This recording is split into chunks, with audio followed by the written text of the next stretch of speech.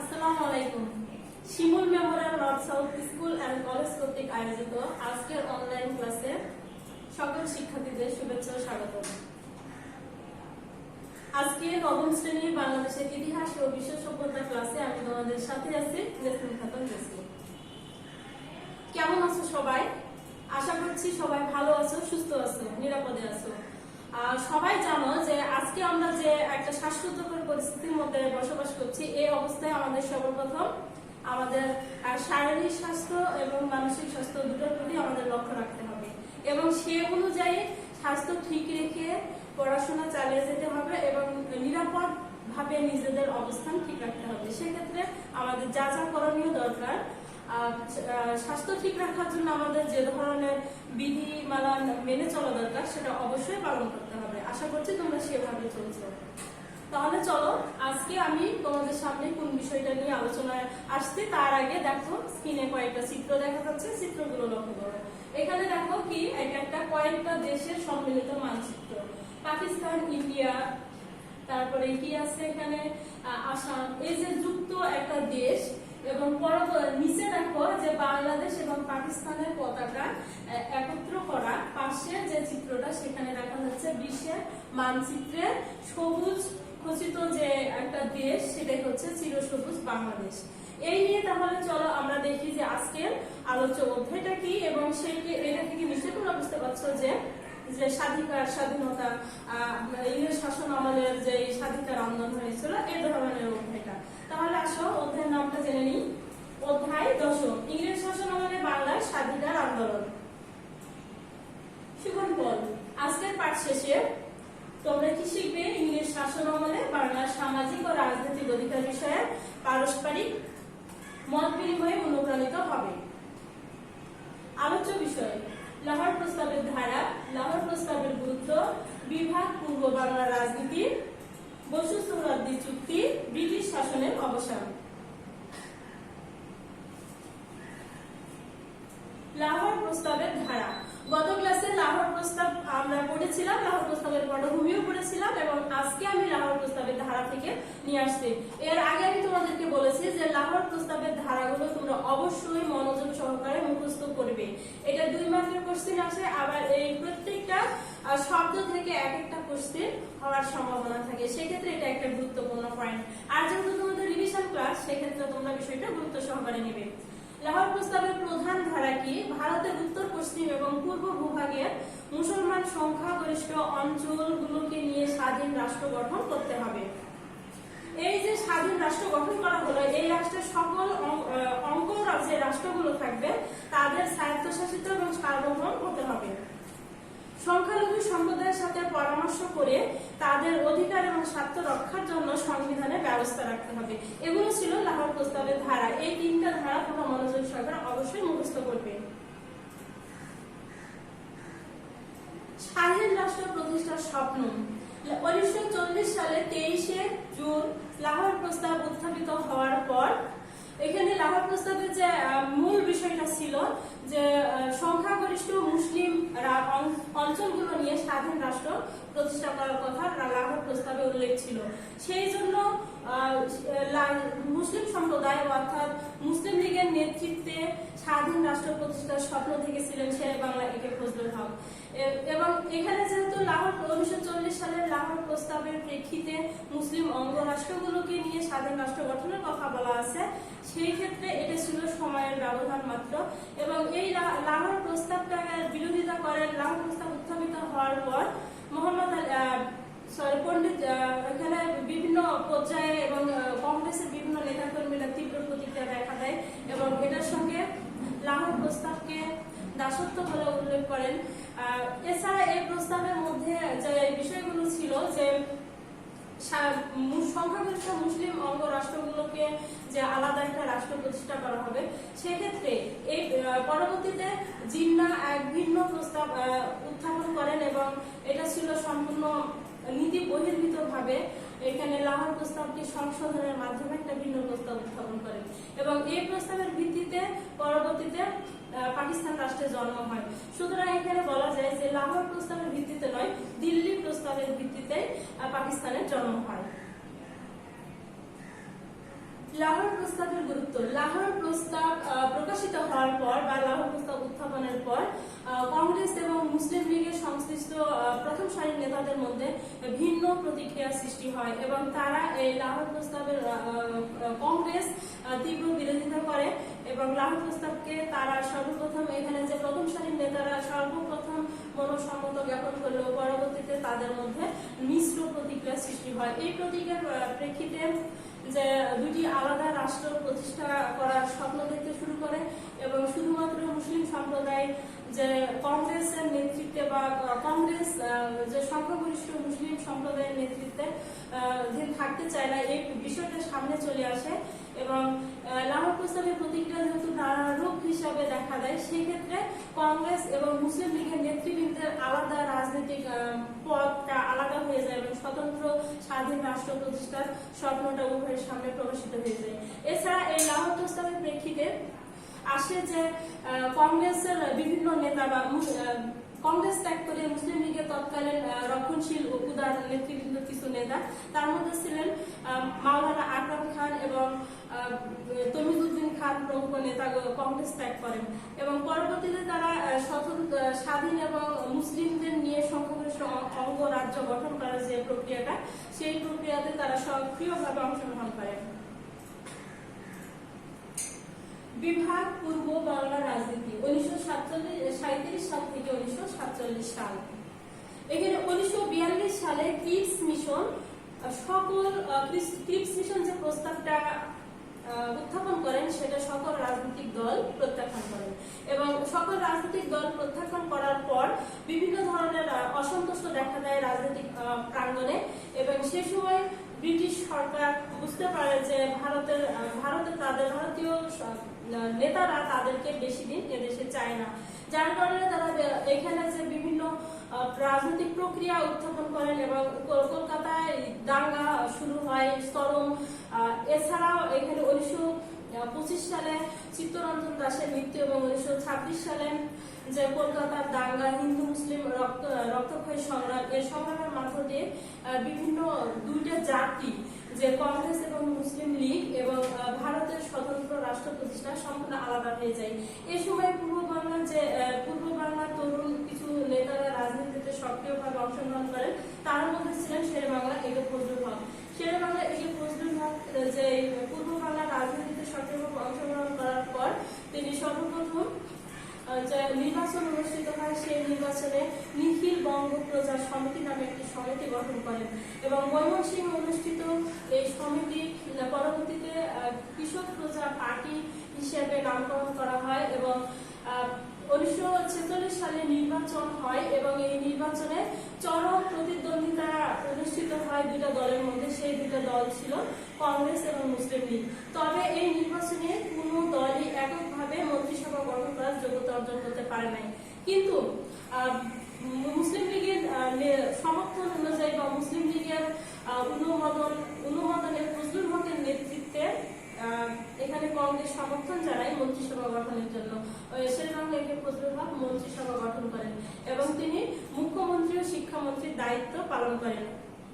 এরপর জিন্নার সাথে ফজলুল হকের মতবিরোধ দেখা দেয়, যার কারণে চরম রাজনৈতিক পরিস্থিতি ঘোলাটে হয়ে যায় এবং সে সময় ছিল ফজলুল হকের মন্ত্রিসভাটা ছিল অনেক দুর্বল, যার কারণে তিনি এই কৃষক প্রজা পার্টিটা দুর্বল হয়ে পড়ে। আর এই কৃষক প্রজা পার্টির দুর্বলতার কারণে ফজলুল হক জনসমর্থন হারায় এবং জনসমর্থনের অভাবের কারণে তিনি এখানে কৃষক প্রজা পার্টি থেকে বা মন্ত্রিসভা থেকে পদত্যাগ করতে বাধ্য হন।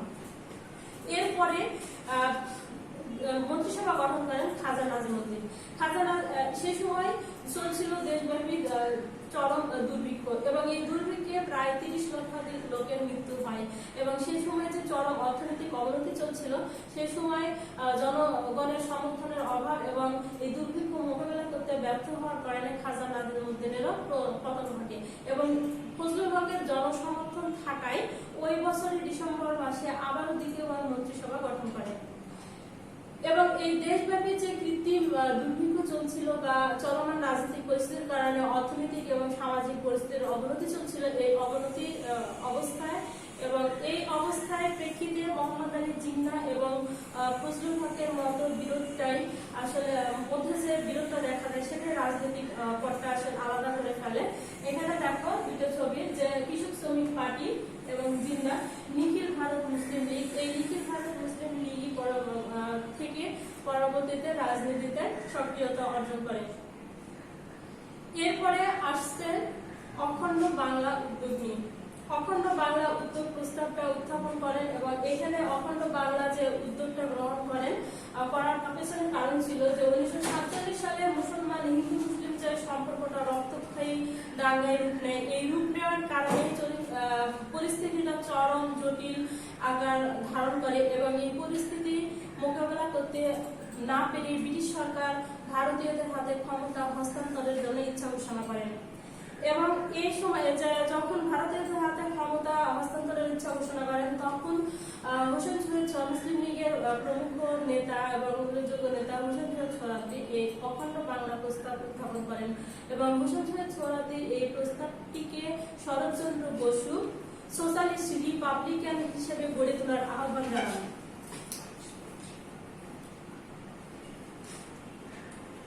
এবং এ সময় যে বাংলার মুখ্যমন্ত্রী হোসেন শহীদ সোহরাওয়ার্দী যুক্ত বাংলা প্রস্তাব উত্থাপন করেন। এখানে একটা গুরুত্বপূর্ণ কোশ্চেন, যে যুক্ত বাংলার প্রস্তাব উত্থাপন করেন কে? হোসেন শহীদ সোহরাওয়ার্দী। এখানে দেখো দুটো চিত্র দেখা যাচ্ছে, যে অখণ্ড স্বাধীন সার্বভৌম যে স্বাধীন অখণ্ড বাংলা রাষ্ট্র এবং হোসেন শহীদ সোহরাওয়ার্দী। তাহলে অখণ্ড বাংলা রাষ্ট্র প্রণয়ন করেন কে বা প্রস্তাব উত্থাপন করেন কে? হোসেন শহীদ সোহরাওয়ার্দী। আর অখণ্ড বৃহত্তম এই স্বাধীন বাংলা রাষ্ট্রের একটা রূপরেখা প্রণয়ন করেন মুসলিম লীগের নেতা আবুল হাশিম। এখানে আরেকটা কোশ্চেন, যে বৃহত্তর বাংলা রাষ্ট্রের রূপরেখা প্রণয়ন করেন কে? তাহলে এখানে কি হবে? মুসলিম লীগ নেতা আবুল হাশিম।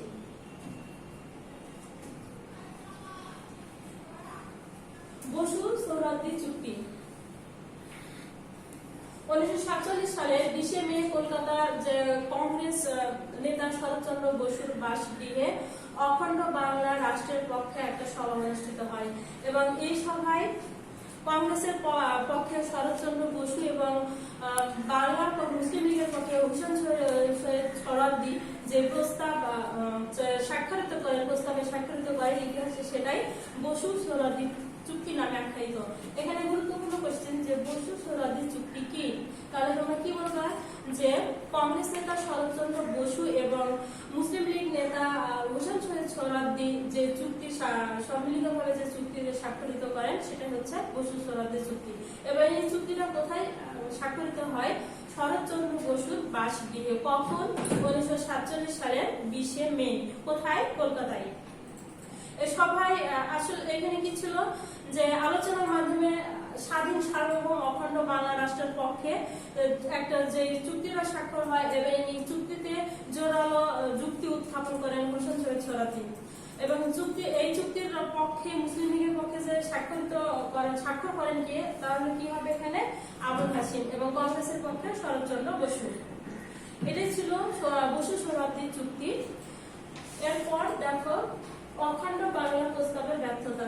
এই যে অখণ্ড স্বাধীন সার্বভৌম বাংলা প্রস্তাব উত্থাপন করা হয়েছিল, এই প্রস্তাবটা আসলে কি হয়েছিল? সফল হয় নাই। কেন সফল হয় নাই? এই প্রস্তাবটা কেন ব্যর্থ হয়েছে?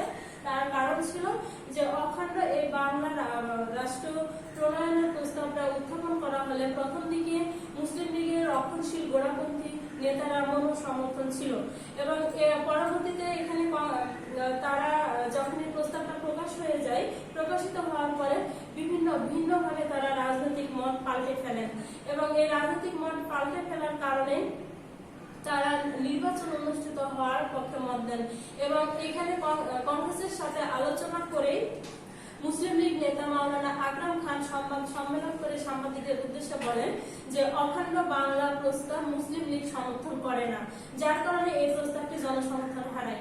এছাড়া এই অখণ্ড বাংলা প্রস্তাব ব্যর্থ হওয়ার পিছনে আরেকটা যে কারণ ছিল যে প্রথম দিকে রাজনৈতিক নেতৃত্বের জনসমর্থন থাকার পরও এখানে ব্রিটিশ সরকার এবং কংগ্রেসের নেতাদের মধ্যে যে চুক্তি হয়েছিল সেই চুক্তি অনুযায়ী তারা অখণ্ড বাংলাকে পাকিস্তানের অংশ হিসেবে দাবি করতে থাকে, যার কারণে এই প্রস্তাবটা জনসমর্থন হারায় এবং মুসলিম লীগের নেতারা সমর্থন না করার কারণে বিশেষ করে মাওলানা আকরাম খানের যে সাংবাদিকদের উদ্দেশ্যে যে বক্তব্য, সেটাতে এই প্রস্তাবটা ব্যর্থ হয়ে যায়।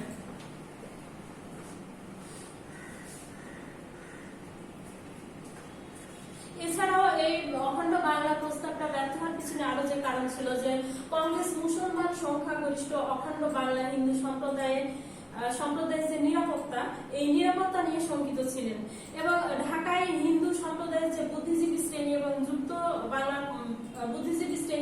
বাংলার বিপক্ষে সোচ্চার ছিলেন। ফলে কংগ্রেস স্বাধীন বাংলা প্রস্তাবটা প্রত্যাখ্যান করে। এবং অন্যদিকে যে ছিল যে এই প্রস্তাবটা প্রত্যাখ্যান করার পর চলে আসে যে জুন মাসের 3 তারিখে লর্ড মাউন্টব্যাটেন ভারত বিভক্তির ঘোষণায় বাংলা ও পাঞ্জাব ভাগের পরিকল্পনা করেন এবং এই যে জুন মাসের 3 তারিখে লর্ড মাউন্টব্যাটেন ভারত বিভক্তির ঘোষণা করেন, এই বিভক্তিটা ছিল আসলে উভয় সম্প্রদায়ের মধ্যে দাঙ্গা এবং রাজনৈতিক পরিস্থিতি এবং দেশকে রক্ষা করার জন্য আসলে এই ধরনের পরিকল্পনা করা হয় এবং এই পরিকল্পনা অনুযায়ী দুটি দেশ আলাদাভাবে বিভক্ত করা হয়। একটা 1947 সালে বিভক্ত হয়ে দুটি দেশের সৃষ্টি হয়। একটা হলো 14ই আগস্ট পাকিস্তান এবং 15ই আগস্ট ভারত নামে দুটি স্বতন্ত্র দেশের জন্ম হয়। ব্রিটিশ শাসনের অবসান। অখণ্ড বাংলা প্রস্তাব ব্যর্থ হওয়ার পর কলকাতা এবং সমগ্র ভারতবর্ষের যে রাজনৈতিক প্রতিক্রিয়া দেখা দিচ্ছিল এবং যার কারণে হিন্দু মুসলিম রক্তক্ষয়ী দাঙ্গা চরম পরিস্থিতিতে উঠলে ব্রিটিশ সরকার অনুভব করতে পারে যে ভারতীয়দের হাতে ক্ষমতা হস্তান্তর করা ছাড়া সম্মানজনকভাবে রাজনীতিতে খুব বেশি দিন টেকা যাবে না। এই সময় চলছিল দ্বিতীয় বিশ্বযুদ্ধ এবং এই দ্বিতীয় বিশ্বযুদ্ধের হত্যাযজ্ঞের সময় এখানে যে হত্যাযজ্ঞের সময় ছিল জার্মানি ছিল জাপানের মিত্র রাষ্ট্র এবং জার্মানি পক্ষে মিত্র রাষ্ট্র জাপান ভারত আক্রমণের আশঙ্কা করছিল মুসলিম লীগ নেতা গান্ধীজি মহাত্মা গান্ধী এবং মহাত্মা গান্ধী এছাড়াও ভারতীয় জনগণ জাপান কর্তৃক ভারত আক্রমণের যে আশঙ্কায় শঙ্কিত ছিলেন সেটাকে ভারতে ব্রিটিশ সরকারের উপস্থিতিকে তারা চিহ্নিত করতে থাকেন, যার কারণে ব্রিটিশ সরকার ভারত ছেড়ে গেলে জাপান ভারত আক্রমণের পরিকল্পনাটা পরিবর্তন করতে পারে। এই কথা চিন্তা করে মহাত্মা গান্ধী সংবাদ সম্মেলন করে ভারত ছাড়া ইংরেজদেরকে ভারত ছেড়ে যেতে আহ্বান জানান এবং গান্ধীজির ডাকে শুরু হয় ভারত ছাড়ো আন্দোলন এবং সেই আন্দোলনে জনগণ সর্বসম্মতভাবে সমর্থন জানায় এবং গান্ধীজি ঘোষণা করেন যে আমি অবিলম্বে স্বাধীনতা চাই। এই রাতের মধ্যে এমনকি যদি উষা লগ্নের পূর্বেই তা সম্ভব হয়। তিনি আরো বলেন যে আমরা লড়াই করে স্বাধীনতা অর্জন করব এবং এই লড়াই হবে আমাদের জীবনের শেষ লড়াই। শুরু হয় রাজনৈতিক দাঙ্গা এবং পরিস্থিতি। ব্রিটিশ সরকার তখনও ভারতীয়দের হাতে ক্ষমতা হস্তান্তর করার জন্য প্রস্তুত ছিলেন না, বরং এই আন্দোলনটাকে দমন করার জন্য বিভিন্ন ধরনের গ্রেপ্তার এবং মুসলিম লীগের সকল উল্লেখযোগ্য নেতা কর্মীদেরকে একের পর এক সপ্তাহের মধ্যে কারারুদ্ধ করেন এবং এই কারারুদ্ধ করার পর যে স্থানীয় জনগণ এই আন্দোলনটাকে আরো বেগবান করে তুলে এবং চরম পরিস্থিতি অবনতি হয়। সে সময় চলন্ত ট্রেনে আগুন ধরিয়ে দেওয়া সহ রেল লাইন উপড়ে ফেলা এবং সরকারি অফিস আদালতে চরম ইট পাটকেল ছোড়া থেকে এই ধরনের রাজনৈতিক পরিস্থিতি সৃষ্টি হতে থাকে। সব থেকে গুরুত্বপূর্ণ ভয়াবহ ঘটনা ঘটে যে জনগণ তমলুক থানা আক্রমণের সময়। এই সময় মাতঙ্গিনী হাজরা নামে এক বৃদ্ধা জাতীয় পতাকা মুষ্টিবদ্ধ হাতে পুলিশের গুলিতে নিহত হন। এখানে একটা গুরুত্বপূর্ণ কোশ্চেন আছে যে কোন বৃদ্ধা জাতীয় পতাকা হাতে পুলিশের গুলিতে নিহত হন। এখানে অবশ্যই তোমরা কি বলবো মাতঙ্গিনী হাজরা। এবং কোথায় আক্রমণের সময়? তমলুক থানা আক্রমণের সময়। এই সময় পুলিশ এবং জনগণের মধ্যে চরম সংঘর্ষ চলছিল। ভারত ছাড়ো আন্দোলনের নেতৃত্বে কে ছিলেন? মহাত্মা গান্ধী। এবং এই মহাত্মা গান্ধী 1942 সালে 8ই আগস্ট বোম্বে অনুষ্ঠিত নিখিল ভারত কংগ্রেস কমিটির ঐতিহাসিক অধিবেশনে তিনি ভারত ছাড়ো আন্দোলনটা ডাক দেন এবং সেখানেই তিনি স্বাধীনতার ঘোষণা করেন। এবং সেই আন্দোলনটা রাজনৈতিক পরিস্থিতিতে চরম আকার ধারণ করার পর সেই সময় অর্থনৈতিক অবস্থার অনেক অবনতি হয় এবং সৃষ্টি হয় কৃত্রিম দুর্ভিক্ষ। এই কৃত্রিম দুর্ভিক্ষ সৃষ্টি হয় 1943 সালে, মানুষকে দিশেহারা করে তোলে এবং এই দুর্ভিক্ষের সময় পরিস্থিতিটা এতটা রাজনৈতিক এবং অর্থনৈতিক পরিস্থিতিটা খুব অবনতির দিকে যেতে থাকে। ঠিক এই সময়ে ইংরেজদের তাড়ানোর জন্য বাঙালিদের নেতৃত্বে INA গঠিত হয়, যার নেতৃত্বে ছিলেন নেতাজি সুভাষ চন্দ্র বসু। INA এর পূর্ণ রূপ হলো ইন্ডিয়ান ন্যাশনাল আর্মি।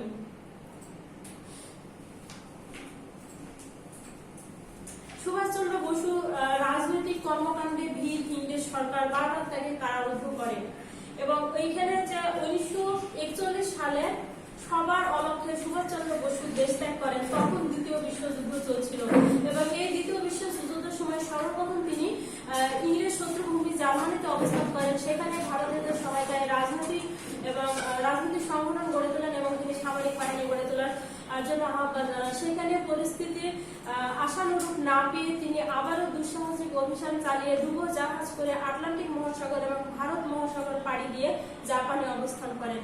জাপানে তিনি রাসবিহারী বসু অবস্থান করছিলেন। সেখানে অবস্থান করে রাসবিহারী বসুর সহযোগিতায় আজাদ হিন্দু ফৌজ নামে সংগঠন গঠন করেন। এই আজাদ হিন্দু ফৌজ এবং সুভাষচন্দ্র বসু দুই ছিল ইংরেজ সরকারের কাছে আতঙ্ক, যার কারণে ইংরেজ সরকারের সাথে এদের যুদ্ধ বাধে এবং কোহিমা ইম্ফলের রণাঙ্গনে চরম বীরত্বের সাথে লড়াই করে আজাদ হিন্দু ফৌজ এবং ইংরেজ বাহিনী। এখানে দেখো নেতাজি সুভাষচন্দ্র বসুর ছবি এবং তিনি যে প্রথম রাজনৈতিক ব্যক্তি যেখানে বিদেশি শক্তির সাহায্যে দেশকে স্বাধীন করতে চেয়েছিলেন এবং দেশের স্বাধীনতার জন্য বিদেশে পাড়ি দিয়েছেন জীবনের রিস্ক নিয়ে এবং সেখানে বিদেশিদের অবস্থানকৃত বিভিন্ন নেতাদের সমন্বয়ে ভারতীয় স্বাধীনতা অর্জন করতে চেয়েছিলেন। 1945 সালে আজাদ হিন্দ ফৌজ সরকার বীরত্বের সঙ্গে লড়াই করে এবং এই লড়াইয়ের কারণ সর্বপ্রথম এই লড়াইটি ছিল যে ইংরেজ বাহিনীর আক্রমণ প্রতিহত করতে না পেরে আজাদ হিন্দ ফৌজ পিছু হাঁটে এবং তাদের পিছু হটার কারণেই এখানে যে সুভাষচন্দ্র বসুর আজাদ হিন্দ ফৌজকে অর্থাৎ জাপানি বাহিনী যখন ইংরেজদের আক্রমণ প্রতিহত করতে ব্যর্থ হয় এবং তারা পিছু হটতে শুরু করে, আর এই পিছু হটার কারণেই আজাদ হিন্দ ফৌজকে পিছু হটতে হয়, ফলে এই রণাঙ্গনটা ব্যর্থ হয়। যার কারণে তারা বীরত্বের সঙ্গে লড়াই করলেও নেতাজি সুভাষচন্দ্র ব্যর্থ হলেও তিনি প্রথম ভারতের জনগণের মাধ্যমে সশস্ত্র সংগ্রামের মাধ্যমে আশা সঞ্চার জাগিয়েছিলেন এবং ভারতের স্বাধীনতা অর্জনের জন্য। এখানে দেখো কয়েকটা ছবি। এখানে ইস্ট ইন্ডিয়া কোম্পানির বিস্তার এবং ভারত স্বাধীনতা আইন, যার শেষ পর্যন্ত ছিল স্বাধীন সার্বভৌম একটা বাংলাদেশ প্রতিষ্ঠা। এর পরে যে আজাদ হিন্দ ফৌজ পিছু হটার কারণে যে সুভাষচন্দ্র বসু ব্যর্থ হন এবং এই ব্যর্থ হওয়ার কারণে পরবর্তীতে কি হয়, ভারতীয় বাহিনী চরম রাজনৈতিক পরিস্থিতিটা কিছুটা অস্তমিত যায়, যার পরবর্তীতে ব্রিটিশ সরকার 1946 সালে নৌ বিদ্রোহ দেখা দিলে ব্রিটিশ সরকার মনে করে যে খুব বেশি দিন ভারতে তাদের স্বাধীনতা রক্ষা করা সম্ভব হবে না, যার কারণে তারা 1947 সালে ঘোষণা করেন যে 1948 সালের পূর্বে ভারতীয় হাতে ক্ষমতা হস্তান্তর করা হবে। এই ক্ষমতা হস্তান্তরের লক্ষ্যে তারা ব্রিটিশ প্রধানমন্ত্রী নতুন নিয়োগ করেন অ্যাটলি। এই অ্যাটলি ভারতে আসেন এবং তিনি নির্বাচন অনুষ্ঠিত হওয়ার ঘোষণা দেন এবং পরবর্তীতে তিনি বুঝতে পারেন যে ভারতীয়দের হাতে অবিলম্বে ক্ষমতা হস্তান্তর করা প্রয়োজন এবং যার কারণে তিনি মুসলিম লীগ এবং কংগ্রেসের বিশিষ্ট নেতাদের সাথে পরামর্শ করে দেশ ভাগের সিদ্ধান্তে উপনীত হন। আর এই দায়িত্বটা দেওয়া হয় 3রা জুন লর্ড মাউন্টব্যাটেনকে এবং তাকে ভারতের গভর্নর হিসেবে প্রেরণ করা হয়। লর্ড মাউন্টব্যাটেনের নেতৃত্বে ভারত বিভক্তির যে প্রক্রিয়া সম্পন্ন করা হয় এবং দুই দেশের সীমানা নির্ধারণ করার জন্য একটা কমিটি গঠন করা হয়। স্যার টমাস র্যাডক্লিফের নেতৃত্বে এবং র্যাডক্লিফ যে দুই দেশের সীমানা নির্ধারণ করার জন্য একটা খসড়া প্রণয়ন করেন, পরে ভাইসরয়ের নিকট আবেদনপত্রটা জমা দেন, কিন্তু সেটা আসলেই প্রকৃতভাবে আলোর মুখ দেখেনি। কিন্তু পরবর্তীতে 1947 সালের ভারত স্বাধীনতা আইনের বলে দুটি দেশ আলাদা হয় এবং এই দুটো দেশ আলাদা হয়ে যার শেষ পর্যন্ত ছিল ভারত এবং পাকিস্তান। পাকিস্তান নামে দুটি স্বাধীন রাষ্ট্র 14ই আগস্ট এবং 15ই আগস্ট দুটি স্বাধীন সার্বভৌম দেশ হিসেবে প্রতিষ্ঠা পায়। এবং এই প্রতিষ্ঠা পাওয়ার পরে যে পূর্বাংশ অর্থাৎ পূর্ব বাংলা যুক্ত হয় পূর্ব পাকিস্তানের সঙ্গে এবং পশ্চিম বাংলা যুক্ত হয় ভারতের সঙ্গে। সেই থেকে শুরু হয় পূর্ব বাংলা, পরবর্তীতে পূর্ব পাকিস্তান এবং পশ্চিম পাকিস্তান আর ভারত নামে স্বতন্ত্র একটা রাষ্ট্র। আজকের আলোচনা এ পর্যন্ত শেষ। এখন আমরা দেখব যে আলোচনার মাঝে যে গুরুত্বপূর্ণ কোশ্চেনগুলো আমি বারবার বলেছি সেগুলো তোমরা আয়ত্তে নিতে পেরেছো কিনা। কি ছিল? সুভাষচন্দ্র বসু কখন নিরুদ্দেশ হয়ে যান? সুভাষচন্দ্র বসু দ্বিতীয় বিশ্বযুদ্ধের পর নিরুদ্দেশ হয়ে যান। কেন আজাদ হিন্দ ফৌজকে পিছু হটতে হয়? ইংরেজ বাহিনীর আক্রমণ প্রতিহত করতে না পারে জাপানি বাহিনী যখন রেঙ্গুন ত্যাগ করে তখন আজাদ হিন্দ ফৌজকে পিছু হটতে হয়। কোন বৃদ্ধা জাতীয় পতাকা হাতে পুলিশের গুলিতে নিহত হন? মাতঙ্গিনী হাজরা। কত সালে আইন অনুযায়ী ব্রিটিশ শাসনের অবসান হয়? 1947 সালে ভারত স্বাধীনতা আইন অনুযায়ী ব্রিটিশ শাসনের অবসান হয়। কার নেতৃত্বে দুই দেশের সীমানা নির্ধারণ কমিটি গঠন করা হয়? Sir Radcliffe. আগামী দিন রিভিশন টপলেস নেওয়া হবে এবং টপলেসটা এমসিকিউ। পড়ার দশম অধ্যায় সম্পূর্ণ অংশ। বাড়িতে সবাই এই অধ্যায়টা ভালোভাবে চর্চা করবে এবং এই টপলেসের জন্য সবাই সুন্দরভাবে প্রিপারেশন নেবে। পরবর্তী ক্লাস দেখার আমন্ত্রণ জানিয়ে আজকের মতো এখানে শেষ করছি। ধন্যবাদ। ভালো থাকবে সবাই।